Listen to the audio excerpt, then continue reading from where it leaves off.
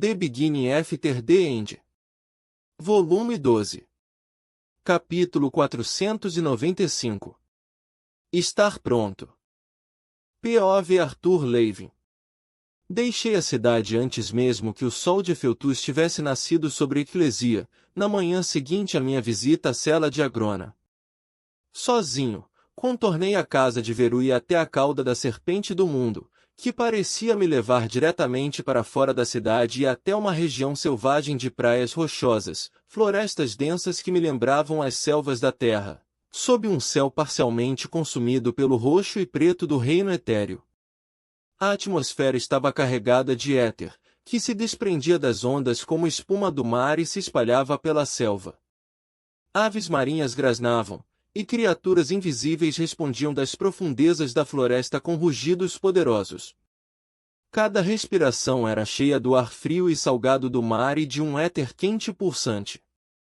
Perguntei-me se este lugar sempre fora tão rico em éter ou se, ao longo dos milênios, a pressão crescente do vazio havia forçado mais éter através da fronteira do oceano até Efeltus. Minha mente estava cheia, com muito para processar. Com meus pensamentos cuidadosamente bloqueados de Regis e Sylvie, canalizei o gambito do rei. Minha mente se fragmentou em dezenas de estágios diferentes, cada um iluminando um pensamento específico. Direcionei várias dessas luzes ao problema do reino etéreo enquanto meu olhar permanecia fixo no horizonte preto arroxeado.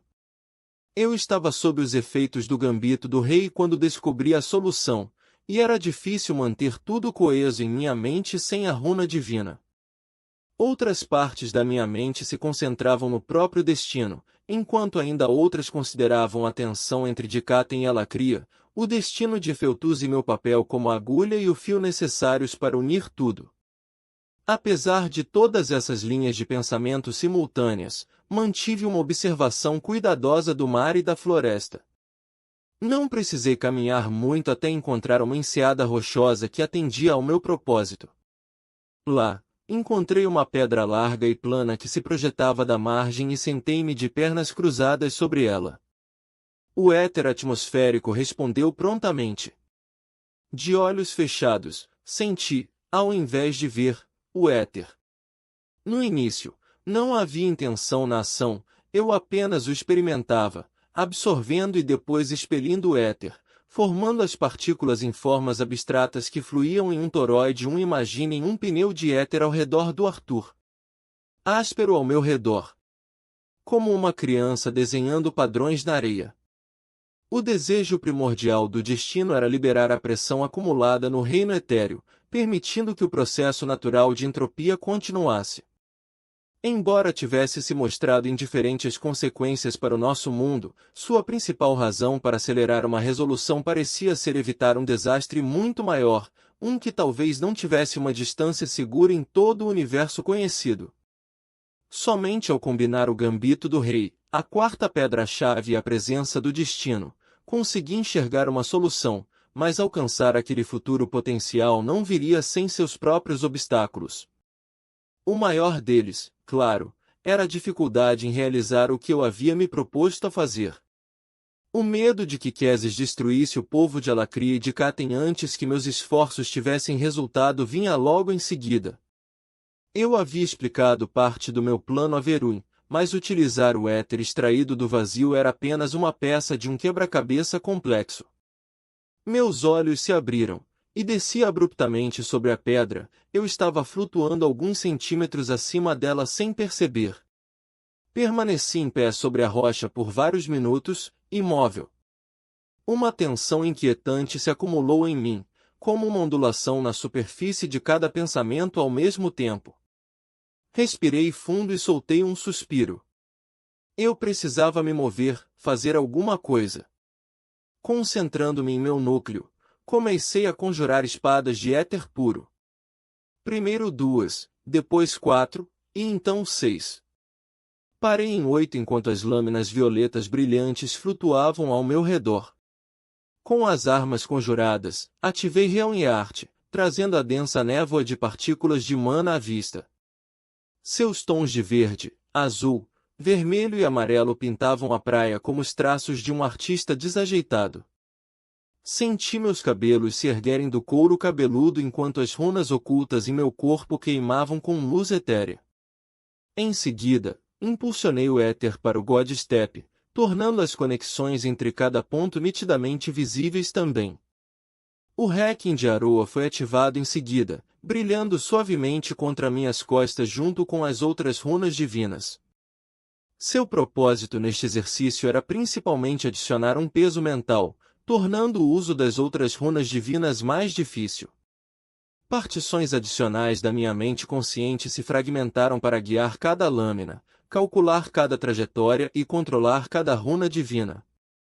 Usando a habilidade de ver a interação entre mana e éter através do Realm Art, formei 8 bolhas etéreas, que mergulharam no oceano, se encheram de água e flutuaram de volta para o ar. Esses alvos se espalharam à minha frente, em diferentes alturas e distâncias. Começando com apenas uma de cada vez, lancei uma esfera para longe de mim, em seguida, empurrei uma espada nos caminhos etéreos. A lâmina apareceu de um ponto diferente para perfurar a esfera, permitindo que a água dentro dela espirrasse de volta para o mar. 2 outras esferas voaram em direções diferentes, e repeti o exercício. Em algumas rodadas, as 8 estavam sendo lançadas como balas de estilingue por uma parte da minha mente, enquanto outra parte tentava atingir todas ao mesmo tempo. A cada vez, reconjurava e preenchia as esferas. As Relictons eram a chave. O conhecimento dos Jin sobre éter e como utilizá-lo em larga escala estava inscrito nas próprias ossadas da estrutura. Esvaziar o vazio etéreo com segurança, sem destruir nosso mundo, seria impossível sem esse conhecimento. Minhas conjurações desapareceram, mas continuei canalizando o éter para todas as minhas runas divinas. Meus pés se ergueram do chão, e fiquei suspenso no ar como uma marionete. Imaginei meu núcleo como reino etéreo e comecei a absorver mais éter da atmosfera. Curioso sobre algo, capturei um aglomerado de partículas de mana dentro de parte desse éter. O mana foi atraído para o meu núcleo, mas o órgão não fez nenhum esforço para purificá-lo. Em vez disso, os fragmentos de mana flutuavam entre o éter cada vez mais denso, assim como as Relictons no reino etéreo. Por quanto tempo as Relictons sobreviverão antes que a degradação e a pressão acumulada forcem seu colapso completo? Eu me perguntava. Meu núcleo de éter era cercado por portões orgânicos que se abriam para canais que eu mesmo havia forjado. Enquanto flutuava e observava, o mana era lentamente empurrado, pedaço por pedaço, até ser expelido por um desses portões. A partir dali, a mana do atributo água permanecia, mas o restante escapava lentamente do meu corpo e retornava à atmosfera. Enquanto meus pensamentos se agitavam, continuei uma série de exercícios, moldando e conjurando o éter de várias maneiras para aprimorar minha precisão e continuar a absorção e o descarte de energia. Era mais uma meditação do que um treinamento real, já que nada do que eu fazia conseguia realmente me desafiar. Por um instante, considerei deixar a praia para adentrar a floresta e lutar com as feras que ouvirá ali. Olhando para trás, para as sombras sob a copa densa, fiquei surpreso ao ver Zelina encostada na base de uma árvore, me observando pensativamente. Deixei minha concentração se dissipar e voltei a me acomodar sobre a pedra plana. Não percebi sua aproximação. Não quis ser percebida. Ela disse com um leve encolher dos ombros protegidos por ombreiras de couro. Faixas de couro cruzavam seu peito e revelavam as escamas peroladas de alguma grande fera nos espaços entre elas. O couro era densamente estampado com imagens e símbolos rúnicos. Ela parecia vestida para a batalha. Não até que eu tivesse avaliado o que você estava fazendo. E então? Perguntei, abrindo os braços. Ela franziu suas sobrancelhas e seus lábios se curvaram para baixo. Já treinei dezenas de jovens guerreiros, todos poderosos, talentosos e motivados. E, ainda assim, Qualquer um deles poderia se distrair com um único pensamento irrelevante e perder um dia de treinamento. Você ativa isso. Ela desenhou um círculo ao redor de seu cabelo flutuante com o dedo, e solta uma centena de pensamentos competindo entre si em seu cérebro menor molenga. Seus lábios tremeram enquanto ela tentava reprimir um sorriso, e ela se afastou da árvore para caminhar com confiança em minha direção. Meu pai me contou que você treinou seu corpo com cordre dos tiestes quando era apenas um garoto. Ele ensinou você a fragmentar sua mente em 100 pedaços para lutar? Desci da pedra. A areia cedeu um pouco, permitindo que as solas das minhas botas afundassem nela.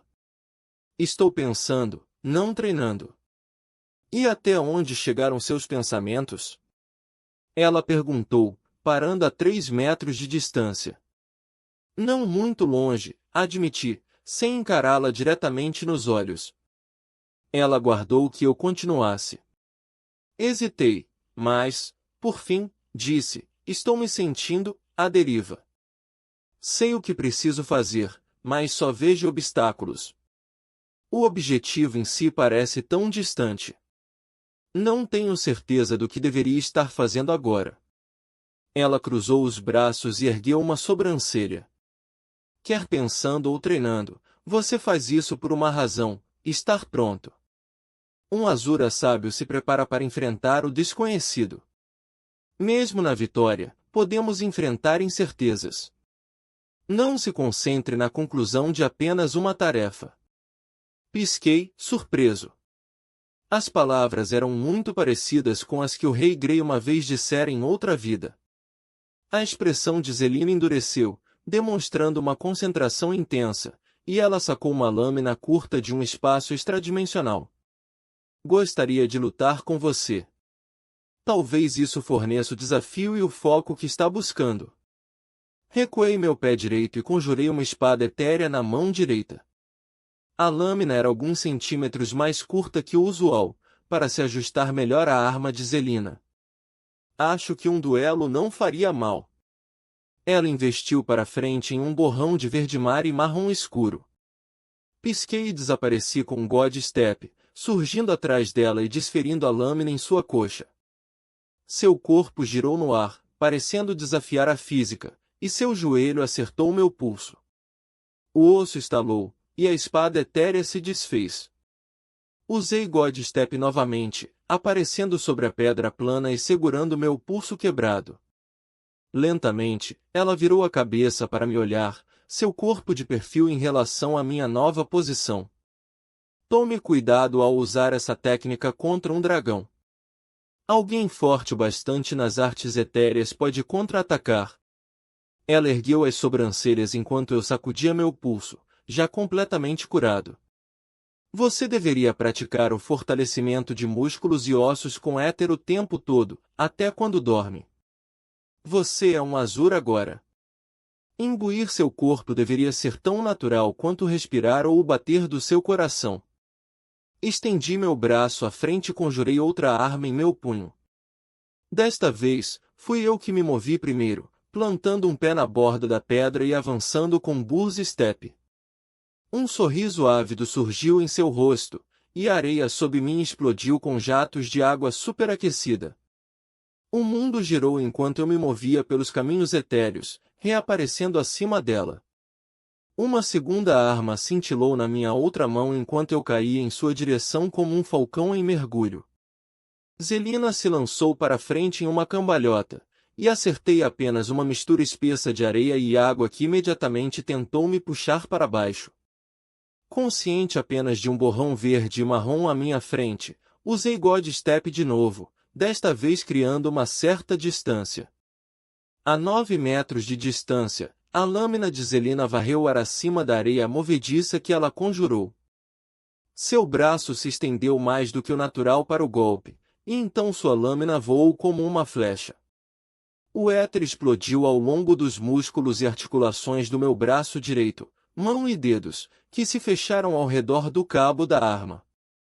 O vento soprou meu cabelo, conjurado pela força interrompida da espada lançada. Girei a arma no ar, segurei-a pela ponta da lâmina e a estendi. Zelina exibia seu sorriso assimétrico enquanto se aproximava para pegá-la de volta. Nada mal, Arconte. Você é rápido e ágil, mas piscar pela praia toda só te treina para fugir. Treine-se para lutar. Sua pele aquamarina escureceu até um tom de azul marinho, e ela começou a se expandir para fora, suas feições se alongando e se distorcendo. A armadura de couro se desfez enquanto placas escuras e escamas espessas se formavam sobre sua pele. Seu tronco se estendeu à medida que suas pernas se fundiram em uma única cauda. Seus braços incharam, tornando-se grossos e musculosos, e garras afiadas cresceram em suas mãos de 3 dedos. Em um instante, ela estava se elevando sobre mim, completamente transformada. Sua cabeça alongada, dividida por amplas mandíbulas que exibiam fileiras de dentes como punhais, virou-se para olhar para mim através de 4 olhos azul claros flamejantes, 2 de cada lado. Em sua forma leviatã, a cabeça de Zelina era coberta por placas dentadas, como se usasse um elmo. Essas placas se estendiam sobre seus ombros como ombreiras irregulares e desciam por sua espinha. As escamas nuas de sua barriga pisciana tinham a mesma cor aquamarina de sua forma humanoide. Rolei os ombros e adotei uma postura confortável antes de conjurar uma espada etérea, que brilhava e cintilava com uma luz violeta. Uma segunda apareceu em minha outra mão, depois uma terceira, pairando perto do meu ombro esquerdo. Finalmente, uma quarta se manifestou em meu quadril direito. Acho que vou parar de me segurar, então, falei. Zelina deslizou para frente, usando vários apêndices semelhantes a tentáculos para se arrastar pela areia. Cada tentáculo terminava em uma pá larga em forma de folha. Quando falou, sua voz ecoou pela praia, rica e ameaçadora. Espero que sim. Detestaria que minha vitória fosse manchada pela desonra de saber que você não deu o seu melhor. Um dos apêndices longos e tentaculares chicoteou em minha direção. Desviei para trás enquanto uma lâmina etérea se movia para parar o golpe. No instante em que o golpe caiu, a extremidade carnuda endureceu, transformando-se em uma lâmina de osso. Minha espada foi lançada para o lado pela força do golpe, e a areia se espalhou no ar. A lâmina de osso abriu um sulco na areia onde eu estava. Puxei a lâmina voadora de volta para mim e corri para a direita.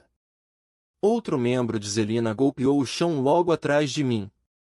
Lancei uma lâmina em direção ao ventre exposto dela, mas um terceiro membro a desviou para o lado. Apesar de seu tamanho nesta forma, Elina ainda era incrivelmente rápida. Seus membros longos golpeavam como chicotes, vindo de várias direções ao mesmo tempo. Precisei direcionar mais e mais partes da minha mente dividida para bloquear seus ataques e sustentar minhas lâminas. Sem meu poder total por trás delas, as lâminas não aguentariam a força de seus golpes. Tentando tirar proveito de sua proporção, usei God Step para me colocar em suas costas e desferi um golpe profundo contra a proteção de placas. Minha lâmina deixou apenas um arranhão superficial em sua superfície, mas mal tive tempo de registrar o impacto antes que um tentáculo parecido com um porrete passasse raspando. Levantei voo para evitar o golpe, apenas para ser atacado de outro ângulo. Voando por baixo do ataque, vi a enorme cabeça de Zelina girar, as mandíbulas se abrindo. Os caminhos etéreos me envolveram e me levaram do outro lado de sua mandíbula ainda se fechando. O éter endureceu atrás de mim enquanto raios ametistas pulsavam pelos meus braços e pernas. Lancei-me à frente, impulsionando-me contra a parede conjurada. Meu punho envolto em raios violeta atingiu a lateral de sua cabeça. A imensa massa de Zelina tombou para o lado, esmagando a vegetação rasteira da floresta e derrubando várias árvores. Esperei que ela se levantasse, querendo garantir que ela não estivesse gravemente ferida. Usando todos os membros em sincronia, ela se ergueu com facilidade. Era difícil dizer, mas parecia que ela estava sorrindo. Achei que você fosse parar de se segurar? Sorrindo de volta, convoquei minha armadura. As escamas negras e os ossos brancos se fundiram ao meu redor com familiaridade, porém com uma sensação estranha. A Leviatã avançou, e eu avancei também, lâminas brilhando. Ofegante e encharcado de suor, desabei na areia fria. Perto dali, Zelina entrou na água até os joelhos, parecendo tirar força dela. Estava de volta à sua forma humanoide, mas sua armadura havia sido substituída por uma roupa de escamas índigo que cobria todo o corpo, de maneira semelhante à forma como as roupas de Sylvie mudavam para combinar com seu humor e propósito. Só então percebi que minha mente inteira, mesmo com o gambito do rei ativo, havia se concentrado na luta. Por um momento, minha atenção foi desviada do reino etéreo, do destino, de Feltuz e de Queses. Embora fisicamente cansado, eu me sentia mentalmente renovado. Obrigado, falei. Com as mãos atrás da cabeça e os tornozelos cruzados, fiquei olhando para o céu, pintado de azul escuro com toques de preto púrpura do reino etéreo. Realmente me sinto melhor. Zelina assentiu, sem olhar para mim. Seu olhar permaneceu fixo no mar. Você é hábil quando não está perdido nas catacumbas do próprio cérebro. Esse gambito do rei, você já começou a enxergar, mas será que entende? Reflete. Minhas runas divinas haviam se dissipado, mas eu ainda canalizava parcialmente o gambito do rei. Em parte, para evitar os efeitos colaterais esmagadores do uso da runa divina, mas também, precisava admitir, ainda que apenas para mim mesmo, porque já não me sentia mais eu mesmo sem ele. Eu estava mais focado. Usando múltiplos ramos de pensamento, mas focado apenas na batalha. Não pensei em mais nada. Quando transformado, um Leviatã é grande e tem muitos membros. Esses membros não agem de forma independente, mas em conjunto. Para nadar, para lutar. Seu poder é uma ferramenta, mas, como qualquer ferramenta, há várias maneiras, certas e erradas, de usá-lo. Você é bastante perspicaz. E direta, sem ser rude. Ela bufou e revirou os olhos. Bom, tenho quase 1000 anos. E é outra coisa que você não deve perder de vista, a maioria dos seus oponentes em Efeltuz viveu mais do que a existência de toda a sua civilização. Vou manter isso em mente, respondi, embora fosse difícil esquecer esse fato. A lembrança dos dragões destruindo civilização após civilização estava sempre à espreita nos recessos da minha mente, assim como o perigo que Queses ainda representava para Dicatem e Alacria. Levantei-me, espreguicei e olhei de volta para o caminho por onde tinha vindo. Com a mente clara, me abri novamente para Regis e Sylvie, ansioso para falar com eles. Preciso conversar. Onde vocês dois estão? Onde estamos? Regis respondeu imediatamente. Que ousadia desse cara. Some por horas, sem deixar bilhete nem nada. A diversão nos pensamentos de Sylvie era evidente quando ela acrescentou. Estamos no Pier com Veruin.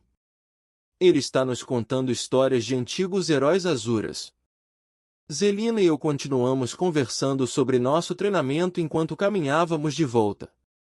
Ela me lembrava bastante de Cordry, embora ele nunca tivesse sido tão aberto comigo quanto ela estava sendo agora. Logo a cauda da serpente do mundo surgiu à vista. Verub estava parado no início do pier esquelético. Regis corria de um lado para o outro ao longo das vértebras, e Sylvie estava com a água até a cintura, balançando suavemente ao ritmo das ondas que se quebravam constantemente contra a costa.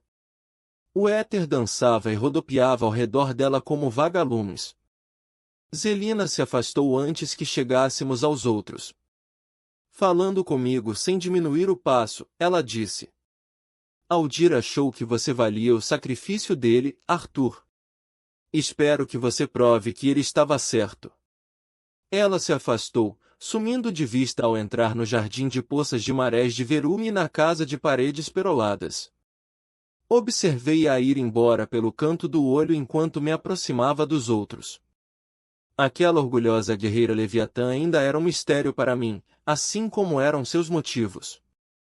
Ela havia me surpreendido com suas palavras quando retornei de ver a Grona, e me surpreendeu novamente hoje. Embora não tivesse certeza de onde vinha esse sentimento, não conseguia afastar a ideia de que ela era, de alguma forma, essencial para o meu sucesso em Efeltus. Ah, Lord Levin, você voltou, disse Verui agradavelmente. Estava apenas ensinando Lady Sylvie e o jovem Regis sobre a história de Aquinas, a serpente do mundo, e sua derrota nas mãos de Antiochos do clã Ecleia. Uma história empolgante, para uma fábula. Espero que me desculpem, mas preciso falar com minha filha e não tenho tempo para contar tudo novamente agora. Mais tarde, se você quiser. O velho Leviatã me deu um aceno respeitoso, repetiu o gesto para Sylvie, piscou para Regis e depois caminhou lentamente de volta pela praia em direção à sua casa. Eu o observei ir embora, me perguntando qual era a moral por trás da derrota de Aquinas. Eu não sei, disse Regis depois que ele se foi. Eu meio que me desconectei ali, só por um segundo. Sylvie ficou em silêncio, com uma expressão preocupada. Seus pensamentos estavam tumultuados. O que foi? Perguntei, movendo-me para o ponto onde as costelas esqueléticas e a coluna vertebral emergiam da areia. Descansei uma perna no ponto alto da costela curva. Ah, tanto barulho aqui! Ela olhou para a água como se fosse um cristal de projeção alacriano. Dando-se um leve sacolejo, desviou o olhar para se concentrar em mim. É como se houvesse algo acontecendo, grande, mas está além da borda da minha visão, então não consigo captar os detalhes. Tirei as botas, tomando cuidado para não encher de areia, e caminhei pelas costelas até ficar ao lado de Sylvie. Deixei meus pés mergulharem na água. É seu poder? Talvez, outra visão? Ela balançou a cabeça, mas mordeu o lábio, incerta. Não parece uma visão. Mordi a língua, ansioso para discutir meus pensamentos em desenvolvimento, mas Sylvie raramente ficava pensativa, claramente, ela precisava da minha total atenção. Conectado tanto a Regis quanto a ela, sentia-me puxado em direções opostas por suas emoções. Regis estava à vontade, tendo aproveitado seu tempo em eclesia e sem pressa para seguir em frente. Sylvie, por outro lado, estava em meio a um furacão de apreensão e contemplação. Investigar esses pensamentos me lembrava da sensação de estar sob o efeito do gambito do rei, exceto que ela tinha apenas um único trem de pensamento para conter tudo. Ela sentiu minha insistência. Posso sentir isso lá fora, no oceano. Houve uma breve pausa, então ela esclareceu: destino. Este oceano, a conexão com o reino etéreo, é como se o destino estivesse bem atrás de mim, sua respiração na minha nuca. Assustador, disse Regis, deitando-se ao meu lado. Ele está observando, tenho certeza disso, continuou ela, finalmente se voltando para mim. Tenho tentado capturar um pouco do que tínhamos na pedra-chave de novo. Lá, aquele poder, as artes Aevum, parecia certo. Aqui, ainda está distante, difícil de agarrar. Seu olhar voltou para a água. Sinto como se o destino, ou algo assim, estivesse ali, tentando me alcançar. Ele quer que eu entenda. O destino? Esclareci. Sim, ou não? Ela deu de ombros, seu cabelo loiro claro caindo sobre os ombros. Algo assim. Você acha que... Ela hesitou. Seus pensamentos fluíam através da nossa conexão, apenas parcialmente formados. Nas relictons. A presença que te salvou? Perguntei, tentando acompanhar. Você acha que pode ter sido o destino? Não sei. Sentamos em silêncio por 1 ou 2 minutos. O sol acima provocava uma agradável sensação na pele nua dos meus braços. Como vamos fazer isso, Arthur? Perguntou Sylvie, por fim. Bati os pés para frente e para trás. Um pequeno peixe prateado e luminoso nadou até os meus dedos dos pés, deu uma volta por um segundo e depois desapareceu de volta nas profundezas. Um passo de cada vez, respondi, nossa conexão compartilhada confirmando que ela realmente estava perguntando. Há muito a fazer antes que qualquer um dos mundos esteja pronto. Primeiro, precisamos garantir nossa posição com os outros clãs. Não podemos fazer isso sem aliados. Amanhã, Veru nos acompanhará até o Ninho Passo de Pluma, lar do clã Avignis. Amanhã? Então você decidiu? Você vai definitivamente recusar Kessis? Os olhos de Sylvie se fixaram nos meus, sem piscar. Eu mantive seu olhar. Ela podia ouvir meus pensamentos, então só estava perguntando para me ouvir expressá-los em voz alta. Não podemos ceder a Kessis nisso. Sua lógica é mesquinha. Isso é mais sobre me privar de um recurso valioso do que sobre a Grona. Absolutamente nada bom viria de revivê-lo, se a pérola realmente funcionasse. Bom, disse Sylvie, com um tom vingativo. Ele se foi. Sem relevância. Essa é a verdadeira justiça para a Grona.